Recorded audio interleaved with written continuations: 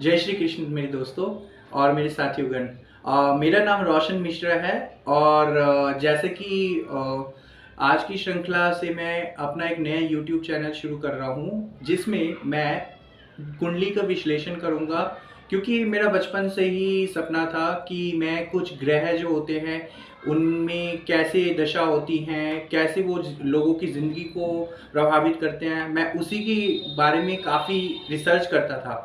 तो मैंने सोचा क्यों ना मैं इस रिसर्च को आगे बढ़ाते हुए लोगों की ज़िंदगी में कुछ बदलाव लाऊं, वो बदलाव से उनकी ज़िंदगी में कुछ असर हो, जिससे उनके ज़िंदगी में कुछ अच्छा हो। तो मेरे इस ज्ञान से अगर कुछ किसी की ज़िंदगी में कुछ बदलाव आता है तो ये बहुत बड़ी सौभाग्य की बात होगी। तो मेरा आप सबसे बस यही विनती है कि आप इस ज्ञान को ज़्यादा से ज़्यादा लोगों तक शेयर कीजिए, लाइक कीजिए और सब्सक्राइब कीजिए। तो आज की श्रृंखला हम शुरू करते हैं कुंडली की विश्लेषण से कि कुंडली को कैसे हम देखते हैं। तो जैसा कि आप देख रहे हैं, मैंने कुंडली बना रखी है।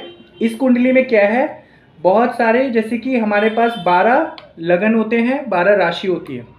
तो यहाँ पे आप देखिए, कुंडली में सबसे काल पुरुष की सबसे पहली राशि होती है मेष, जिसका स्वामी होता है मंगल। उसके बाद दूसरे नंबर की राशि होती है वृषभ, जिसका स्वामी शुक्र होता है। फिर मिथुन, जिसका स्वामी बुध होता है। कर्क, चंद्रमा होता है स्वामी, सिंह सूर्य।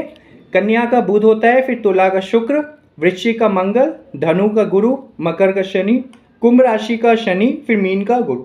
इसमें ध्यान देने वाली बात यह है कि इसमें जो सिंह राशि है उसका स्वामी सूर्य है, उसको सिर्फ एक राशि मिली है। ऐसे ही आपका कर्क राशि जो है उसका स्वामी चंद्र है, उसको भी एक राशि मिली है। बाकी सभी जो राशियां हैं उसके जो ग्रह हैं, जैसे मंगल है उसकी 2 राशि है, एक मेष है एक वृश्चिक है। ऐसी शुक्र की एक वृषभ है और एक तुला है। ऐसी मिथुन जो है बुध राशि उसका स्वामी है, और उसके बाद आपका कन्या का भी स्वामी बुध है।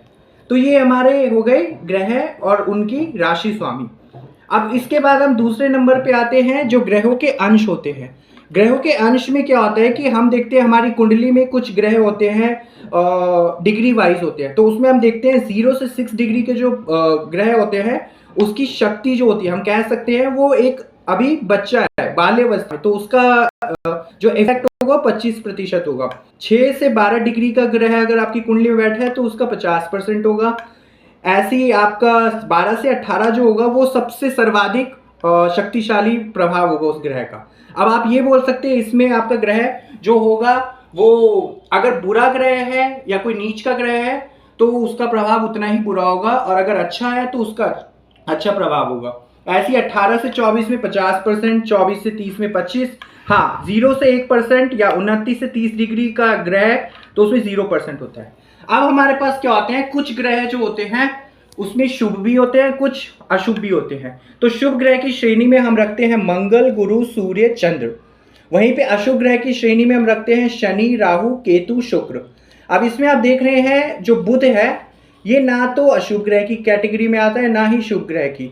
तो ये सबके साथ मित्र होता है, बस इसका जो शत्रु होता है वो मंगल और चंद्र होता है। हालांकि मंगल चंद्र इसका शत्रु है तो बाकी सबके साथ इसकी अच्छी युति होती है।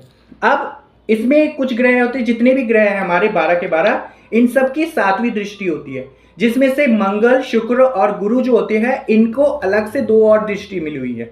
तो मंगल की दृष्टि होती है 4वीं, 7वीं, 8वीं। शनि की होती है 3री, 7वीं, 10वीं।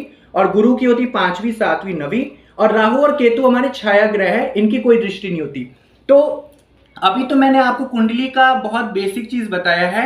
इसकी और जानकारी आने वाली श्रृंखलाओं में मैं आपको कुंडली का पूरा विश्लेषण बताऊंगा, और आप लोगों से ये अनुरोध है कि आप मेरे इस ज्ञान को और लोगों तक पहुंचाइए और इस ज्ञान को शेयर कीजिए, लाइक कीजिए, सब्सक्राइब कीजिए। और आपके इसी सहयोग से मैं सबका जो भी जंतु है इस धरती पे जिनको परेशानी है उनकी मदद कर सकता हूं। धन्यवाद।